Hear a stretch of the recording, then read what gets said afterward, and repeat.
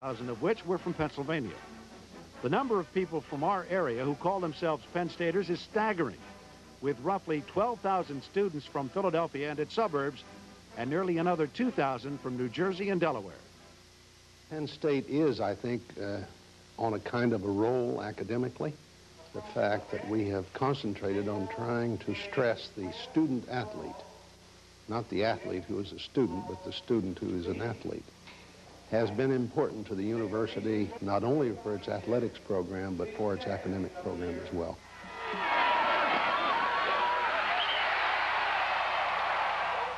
The Nittany Lions have finished in the top 10 15 times in Joe Paterno's 21 seasons as head coach.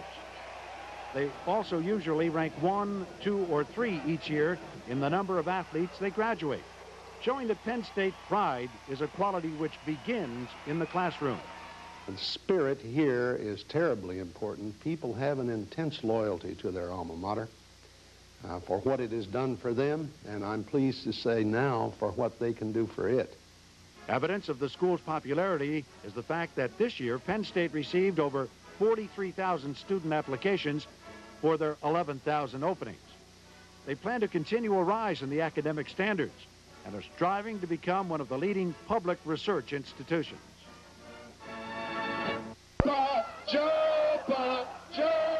Known affectionately as Joe Pa, Joseph Vincent Paterno is the force behind Penn State football, where he's been for 38 years now. Since becoming head coach in 1966, Paterno's tough, no-shortcuts approach has guided teams to 12 wins and 18 bowl appearances, with 2 national titles. He has the second highest winning percentage among active coaches, behind only Barry Switzer.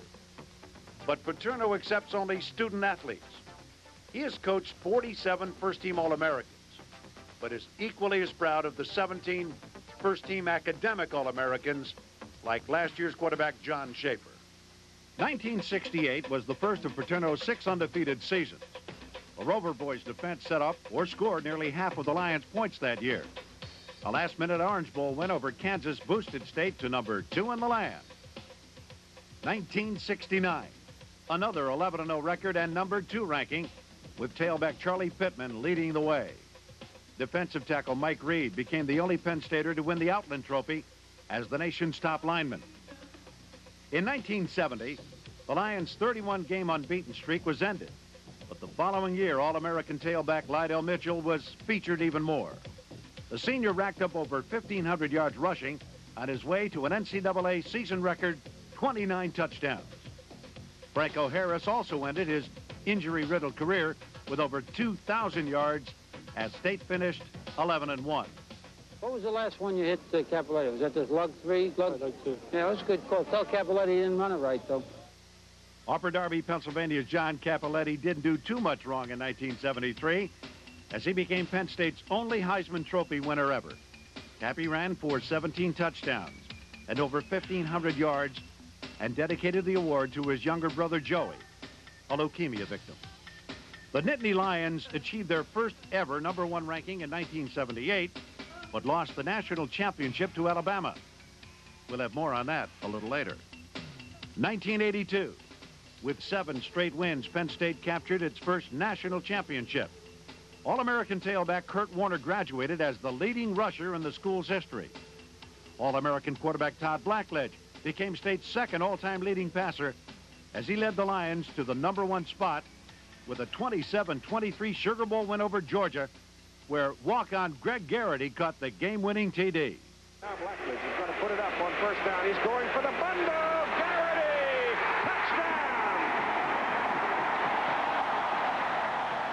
Touchdown! We were so close as a unit. We, you know, everybody was together on the field. There was no bitterness, no dissension. It was just an all, you know, I mean, the epitome of what you would say, quote, team effort. You complete Penn State proud, and when you leave, you feel that way. You never leave, and you never leaves you. At 11-1 in 1985, State finished 3rd ranked after getting soundly beaten 25-10 by Oklahoma for the national championship in the Orange Bowl. The Nittany Lions have not lost a game since. Last year, the 2nd national title for Penn State came with a 14-10 upset of Vinny Testaverde and previously unbeaten top-ranked Miami in the Fiesta Bowl. Joe Paterno is seeking his third national championship, and this his 22nd season as head coach at Penn State. As is usual, though, Joe is not openly optimistic when it comes to his team. We'll see what's in store for the '87 Nittany Lions when we come back. Bill here. Whose defense is that? The Toronto Turkeys? No, we're working on an engineering project. Yeah, right now it's working on us. You know any vector analysis, Coach? No way. Hey, we're gonna phone in for some food. Anybody hungry?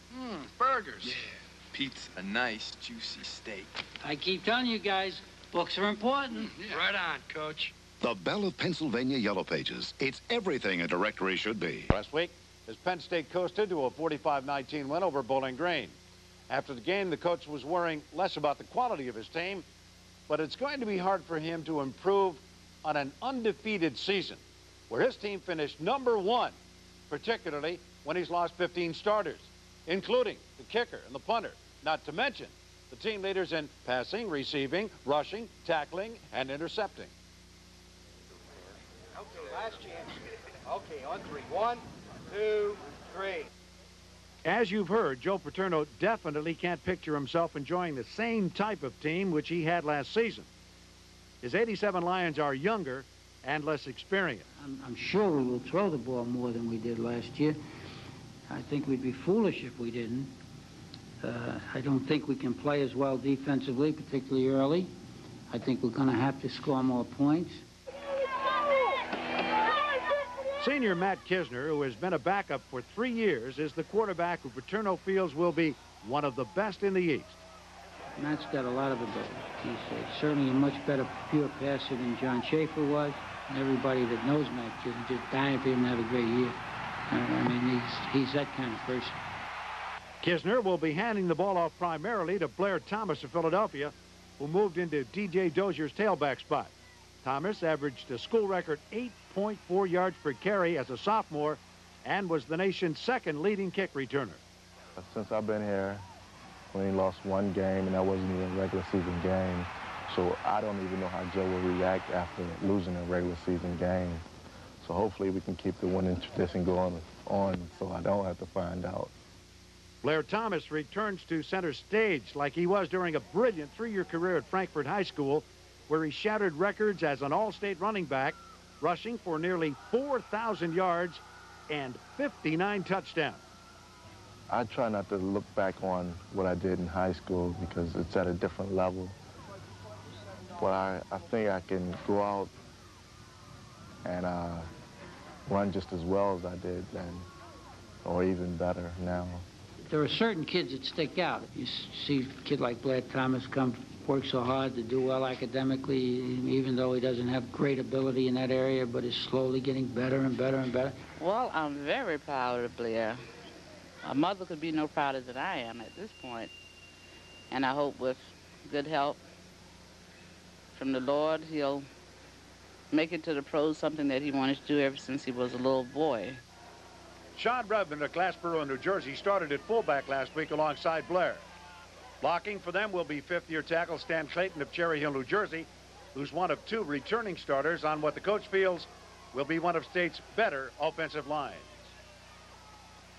Senior Ray Roundtree returns to lead the potentially explosive receiving corps, which may get some attention this year.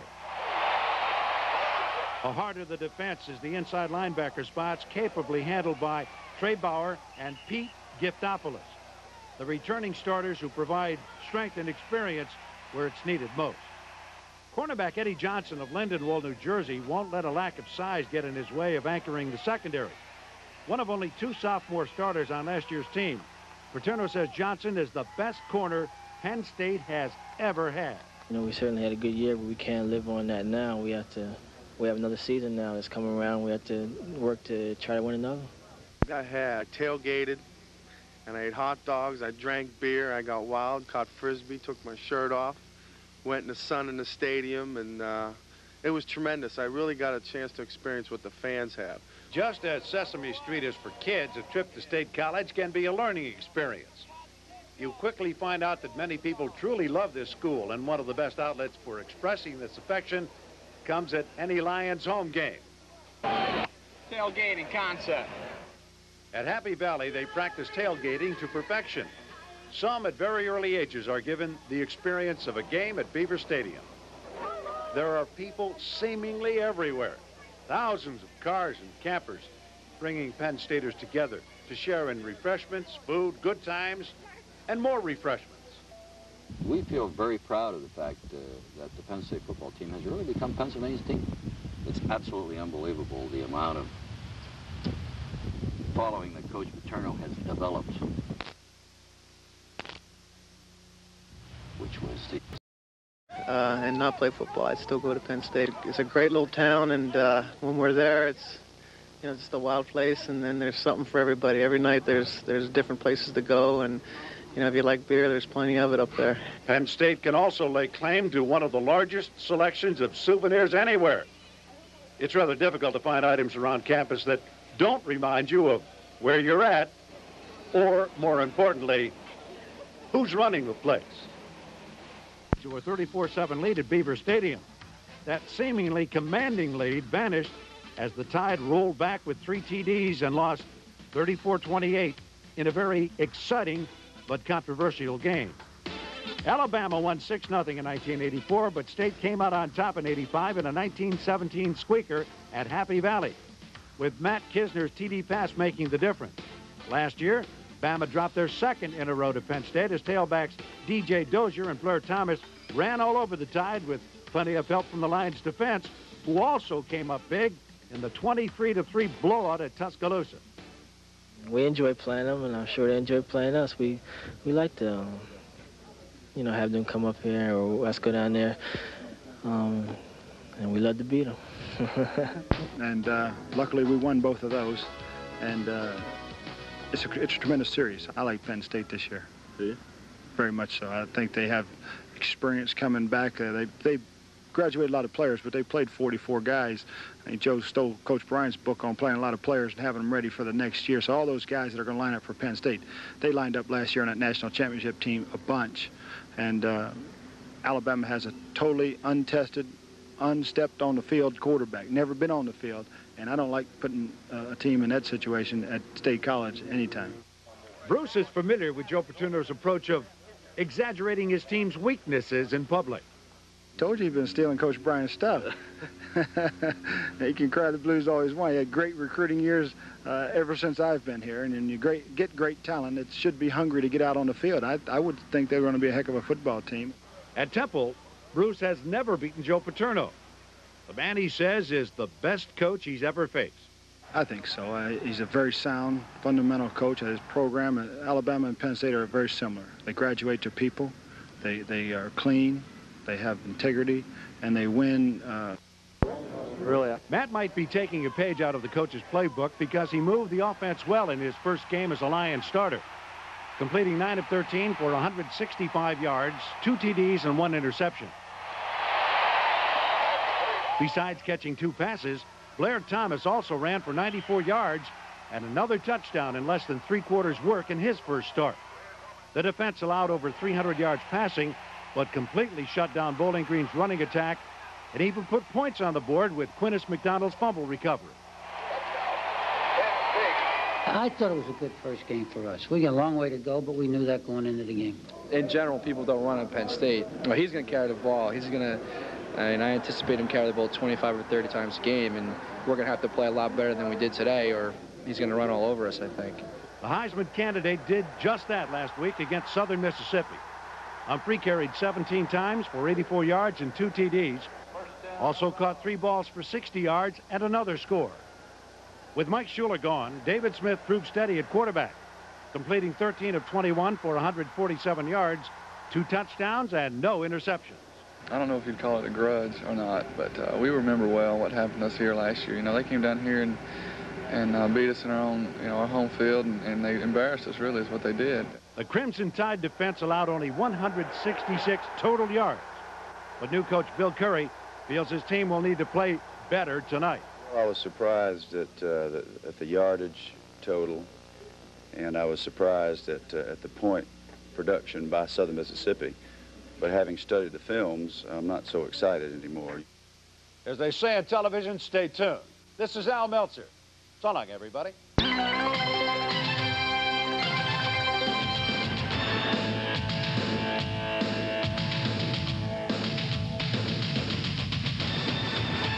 Joe Paterno and the Penn State Nittany Lions are riding high. They are college football's national champions. In the climactic Fiesta Bowl, it was Penn State's tough defense which prevailed, leaving a top-ranked team devastated, and leaving no doubt who was number one. This year's team is different, but Coach Joe Paterno certainly isn't. He's the one man who may very well make it happen all over again.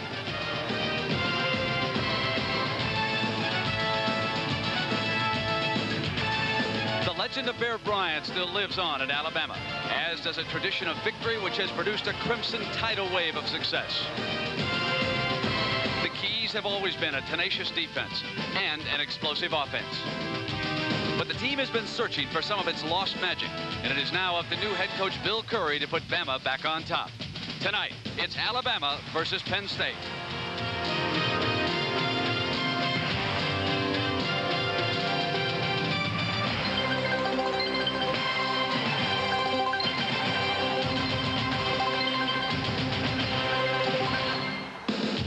Beaver Stadium in University Park, Pennsylvania are setting tonight, and two schools with great winning traditions come together. The Crimson Tide of Alabama to take on the Nittany Lions of Penn State. And over the last 2.5 decades, they are amongst the winningest of all college football. It should be some confrontation here tonight. 83,370 again will jam this stadium. They have come to watch their champions. Well, good evening, everybody, and welcome. I'm Brent Musburger, along with Eric Parsegan and Pat Hayden. Nice to have you with us tonight. We've got a great contrast between these two head coaches in this game. Joe Paterno, for 22 years, he has won here at Penn State. He has won with class. He is a legend. For the other gentleman, Bill Curry, this is his first year at Alabama, and he's trying to follow in the footsteps of a legend, one Bear Bryant. And I asked Curry about the pressure facing him at Alabama. I frankly am accustomed to that. Everywhere I've ever been, I was either too little or too slow or wasn't good enough. And so when those things are said, I've learned to deal with it. I had to learn when I was a kid, all the way through college and then in the NFL. So it really is not something that is a factor to me at all. What is a factor is to do the job, and that's really all I care about. Well, Coach Parsegan, can you identify with Coach Curry in this situation? I certainly can. When I came to Notre Dame from Northwestern, sort of unpopular in a sense. You know, I just barely had a winning record. I was a non-graduate. First guy to replace it in a sense since Hunk Anderson, who replaced Knute Rockne. But at your end, they gave me an honorary alumni membership, gave me my dues card and contribution cards. But it took a few wins to get that done. Well, Pat Hayden, you know, Joe Paterno is trying to back up national championships. You can identify with that problem out at the University of Southern California. Well, we won in 1972, and in 73 I thought we were going to have a pretty good team until I threw a whole slew of interceptions early in the 73 season. But Paterno has some problems, lost 15 starters on defense. But if he wins tonight, he'll be tough in December, and that's when you win national championships. All right, it should be a great one. Penn State and Alabama, some other good ones today. And to check in on that, let's go to New York, and here's Jim Nance. Jim? All right, thank you, Brent. You know, it's great to be back to college football. We're all looking forward to a big season. One of the reasons is that there are so many important games, as you mentioned, so early on the schedule this year. In addition to Penn State and Alabama, which you're about to see here on CBS, there's a battle going on in Lincoln, Nebraska. Number 2, Nebraska, leading UCLA big now with 5 minutes to go in the fourth quarter. It's been a big day for Steve Taylor, the Cornhusker quarterback. Here's one of his touchdown passes. As you see, Rod Smith splitting the Bruin defenders, going 48 yards. Taylor just seconds ago threw for his 5th touchdown, which is a Nebraska school record, 42-17, 5 minutes to go in that game. Also a big day for the Oklahoma quarterback, Jamel Holloway. He scored all 4 Sooner touchdowns. 28-0 Oklahoma over North Carolina. Holloway had 25 rushes for 170 yards. And boy, does he know how to run it there, the offense there for Oklahoma. Keeping it for 4 yards out for the touchdown there, and from a yard, going the right side this time. Holloway with 4 touchdowns, and Oklahoma really could have poured it on, but 19 penalties may have kept them back a bit. 28-0 the final over North Carolina. And Notre Dame celebrating its 100th year of football, 26-7 over Michigan. And as you'll see here, Terry Andrzak, with all kinds of time, finds the Heisman hopeful, Tim Brown. He's the cover boy so far, and Brown hauling it down right between two Wolverines. 11-yard score helped Notre Dame win it, and Bo Schembechler losing an opener for the first time in his career. Now comes up Penn State.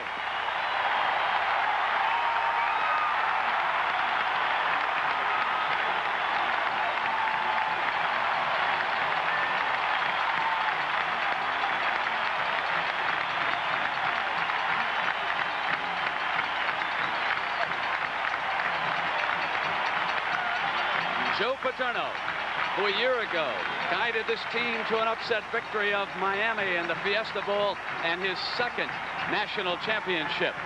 That was a ball control team and tough defensively. And this year, Pat Hayden, promises to be a lot different. Well, Joe Paterno's always won with great defense, great kicking, and an offense didn't make many mistakes. But this year, the offense is going to have to carry this team early in the season until the defense matures. But they have the weapons. They have 3 wideouts who can fly. A quarterback, number 7, Matt Kisner. This is only his second start, but he's been around for 5 years. Big league arm. But number 32, Blair Thomas, is the key. Needs to carry the ball 32 times. On the screen pass in particular, they run it better than anybody in football. Pat, the last time Joe won a title in '82, the following season, he started out 0-3. I had the opportunity to ask the coach what he will do differently this time around. I don't think we've changed a lot, except for the fact that I do think our mentality coming out of the last championship season was, hey, we can win no matter what because we're Penn State and what have you, and we maybe didn't pay attention to some little things. So we're not going into this season acting like we're defending national champions. We're going into this season like we got a new football team, new season. We got a lot of little things we got to get better at, and I think we're better prepared to handle it. Well, last Saturday, Penn State got off on the right track, coached by derailing Bowling Green. Actually favors the bigger, stronger, more physical team. In this case, Brent, it would be Penn State. Now back to you for the kickoff. Philip Doyle of Alabama to kick off. Penn State won the toss. They did not defer. They elected to receive. They want the ball. We're underway. That is Wilkerson, Gary Wilkerson coming out for the Nittany Lions, and they will put it in play near the 20-yard line. Now the Penn State offense will be seen in action. Pat O'Brien mentioned Matt Kisner, who waited patiently behind John Schaefer. Now it's his turn. Key running back is 32, Blair Thomas. This is a tailback-oriented team. Sean Redmond, one of the fullbacks, to open the way. Great speed outside, more than you're accustomed to with this team, especially Ray Roundtree. Jim Coates, a control receiver. The rain falling here. Big speed on the outside. Roundtree, they want to go deep early in this ball game. They come in motion. Kisner to throw on the first play of the game. And the Alabama pressure is equal to the tonight. This is not a split crew, entirely out of the southeast. Again, we talked about Joe Paterno being different with this offense. That time Kisner was trying to get the ball deep to Ray Roundtree on the go pattern. Good coverage, though, by the Alabama defense. It is 2nd and 17.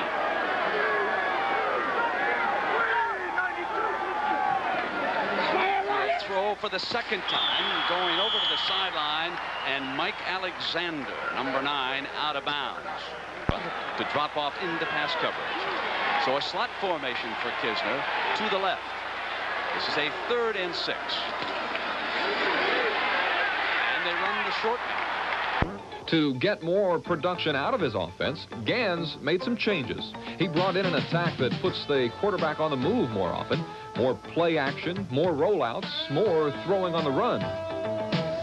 I guess the way to describe it would be to say that it's more of a college-looking offense. There's a lot more emphasis on the running game and faking by the quarterbacks.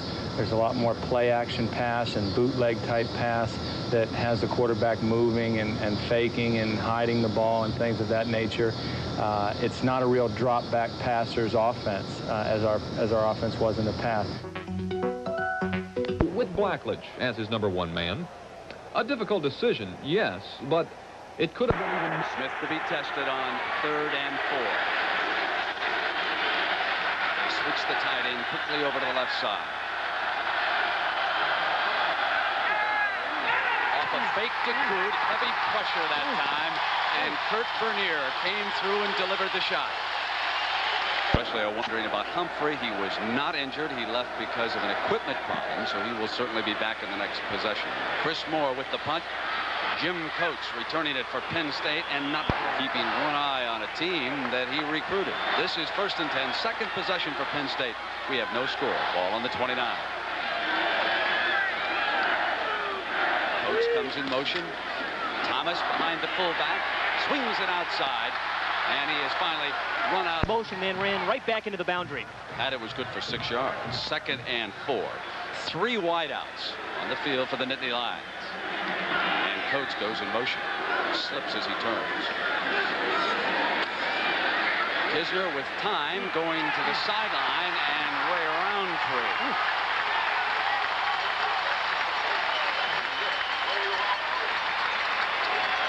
This is the element that Penn State really didn't have last year, a guy who could drill the out pattern. Here, Matt Kisner looks to his left first, then came right back to the right.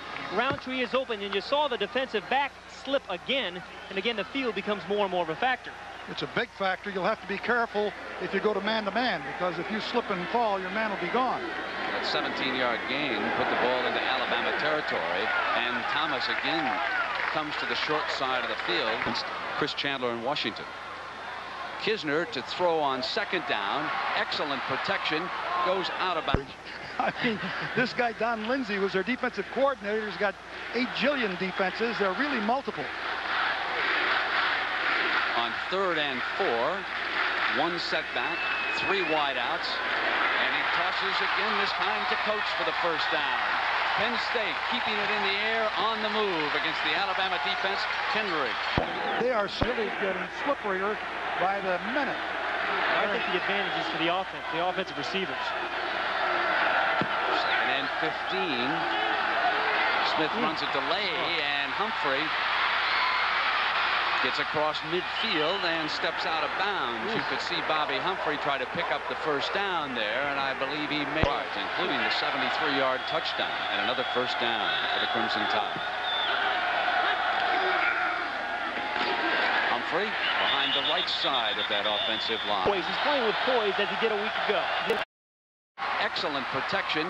Goes out of bounds. I mean, this guy, Don Lindsay, was their defensive coordinator. He's got 8 jillion defenses. They're really multiple. On 3rd and 4. 1 setback. 3 wideouts. And he tosses again, this time to Coates for the 1st down.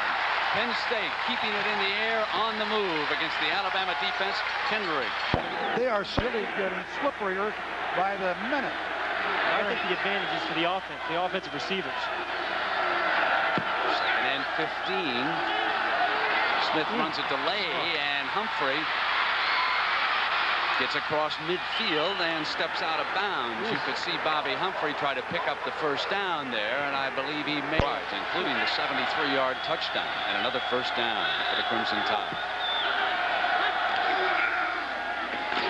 Humphrey behind the right side of that offensive line. He's playing with poise as he did a week ago. 3rd and 8. He sees something he didn't like, and so he will use a time. And here it is 3rd and 8 for Alabama.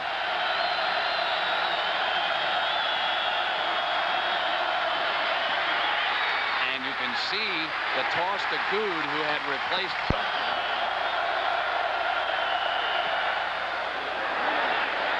Far enough, he shows you why. That was a terrific hold there by number 19, who made a terrific catch because the ball was absolutely low. That was Larry Abney, Pat, and he has been the holder throughout much of their string of extra points, which here earlier tonight came to an end at 1-9. Bama leading 9-0. Wilkerson at the 9. Bounces off one would-be tackler. Creams and field position, as he said last night. Had great schooling. Sean Borowski, the fullback, moved. You needed that.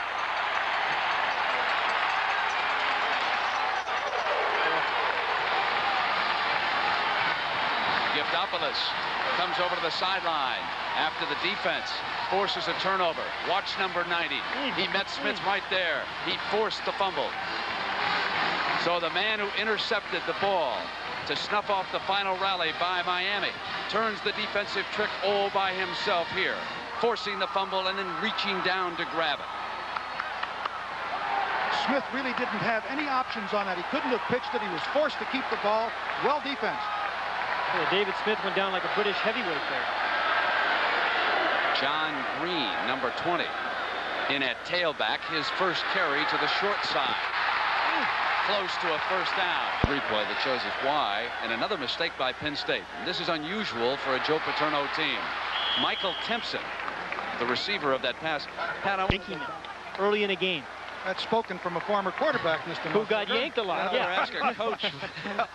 They run the delay with Green. Green for Bill. Deep drop and good time. Complete. That was Timpson and Alexander. Mike Alexander making the catch. A 20-yard gain and a first down. Good play. Sean Borowski is his fullback. Green his tailback.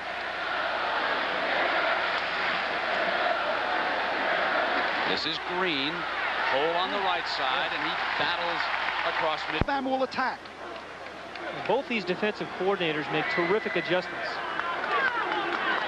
9 minutes left in the first half. Alabama 9, Penn State nothing. This is 3rd and 3. Bill rolls as time short of the first down. A great defensive play by star players, be it Herschel Walker or Vinny Testaverde, but they've got their hands full tonight with Bobby Humphrey. This is 3rd and 5. He goes out as a pass receiver in this formation, and Smith comes back to Clay Whitehurst.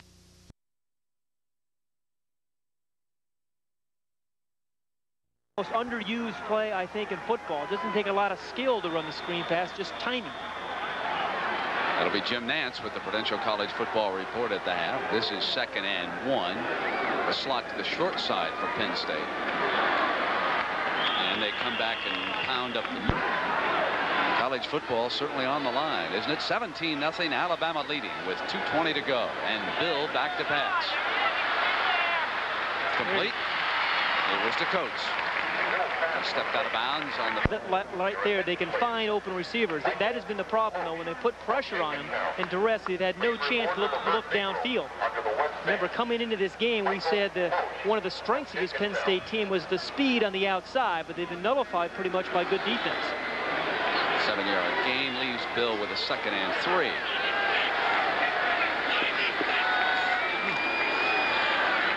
He stays perfect. Hitting Timpson. 2:05.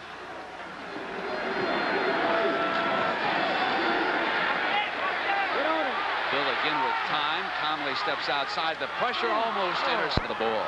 He came a long way on the other side of the field. They run the draw on 2nd down with Blair Thomas, and the Alabama defense strings him out to the near side. And with the 3 back receivers in there. Setback is Thomas. He's got it coming to the short side. They forced out of bounds, but a first down for Penn. Really Happy Valley. Great ambiance here. Now Joe would have liked that. Or Mrs. Paterno would have, yeah. Bill back to pass again. Good protection. Going deep toward Timpson, who dives, and it's incomplete. United States Olympic team next year. He's that fast. Bill is back, coming down the sideline, and a sliding catch by Mike Alexander. That is a sensational catch. I tell you, and give Bill some credit for zipping the ball in there. They rolled up on the corner here and on Mike Alexander, and then he drilled the ball over the corner. Comes inside. Yeah, that ball didn't touch the ground. That's a catch. There's also a good route by Alexander against that coverage. They were in too deep zone. He went outside the corner man and just hung in there behind him before the safety man could come up there. Bill has come off the bench to complete 6 of 9 for 65 yards. Going to throw for the 10th time. To the end zone. Man open. Touchdown, Penn State. Ray Roundtree.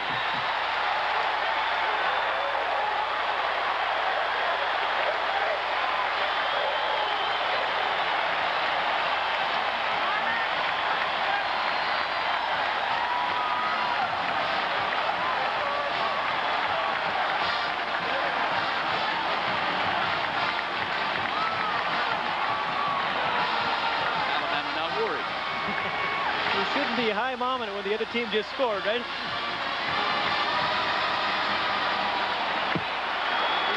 Eric Eats to attempt the extra point. Dead perfect. I'll tell you, this is a very big score, as we said, for Penn State going in before the halftime. The key here was great pass protection.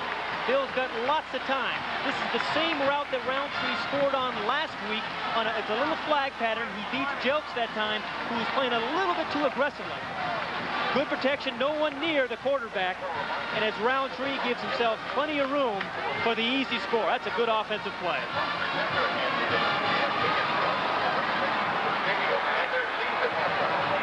Ball game. Penn State has been poised. Got a good drive going here. They finished with a good one at the end of the half.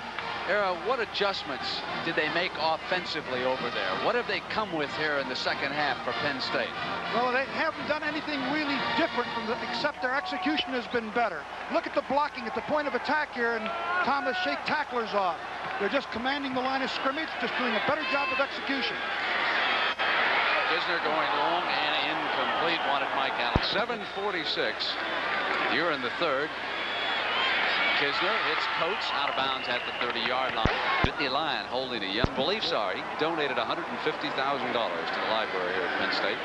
He's a class coach all the way. Coates coming to motion. Kisner pulling out. More to punt for the Crimson Tide. 10:20 on the clock. It's 24-7. They let the time run away with the long count. Coates and Timpson are back. This will be Coates. Great punt. Drove him inside the 20. It was a lot better than anybody thought. This is a good one. It's 1st and 10. Opportunity of getting big plays with speed on the outside on Roundtree or Michael Timpson, number 5.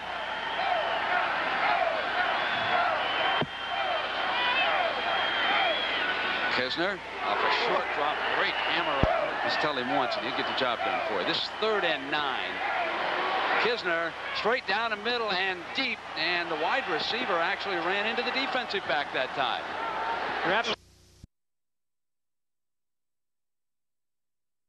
To Roundtree.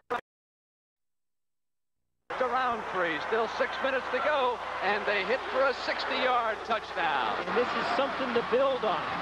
The key here was good protection from Matt Kisner, which he had not received much of tonight.